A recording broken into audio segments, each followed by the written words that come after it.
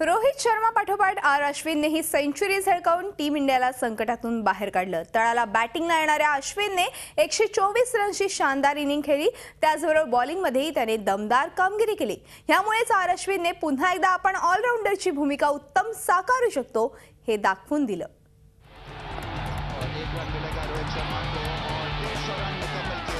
कोलकाता टेस्टमध्ये सचिनवरील सारा फोकस आपल्याकडे खेचून घेण्यात रोहित शर्माला यश आलं।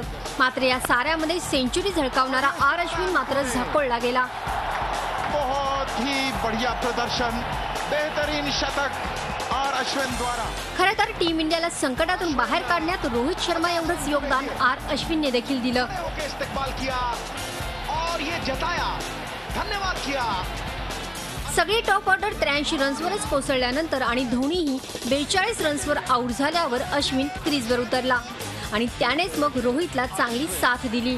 यामुळेच टीम इंडिया संकटातून बाहेर निघू शकली।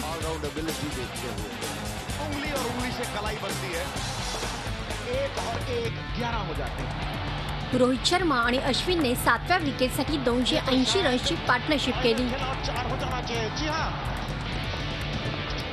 भारताकडून 7व्या विकेटसाठीची ही आतापर्यंतची सर्वाधिक पार्टनरशिप ठरली आहे।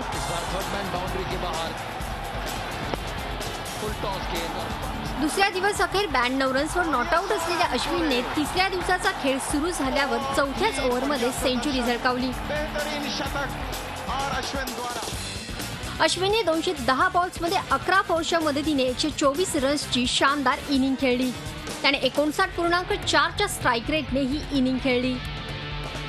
खरं तर अश्विनने याआधी देखील टीम इंडिया संकटात असताना तारणहाराची भूमिका साकारली आहे।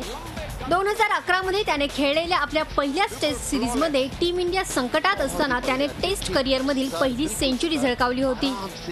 लोअर ऑर्डरला बॅटिंग करणाऱ्या अश्विनने तो एक उत्तम ऑलराऊंडर असल्याचं यापूर्वीच सिद्ध केलं आहे।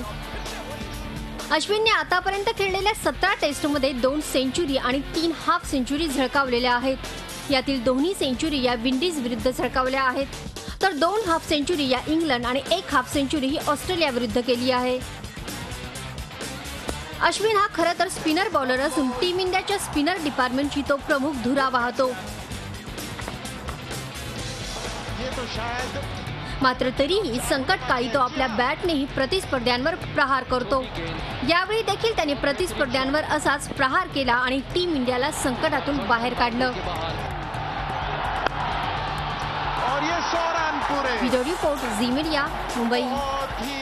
झी 24 तास, एक पाऊल पुढे।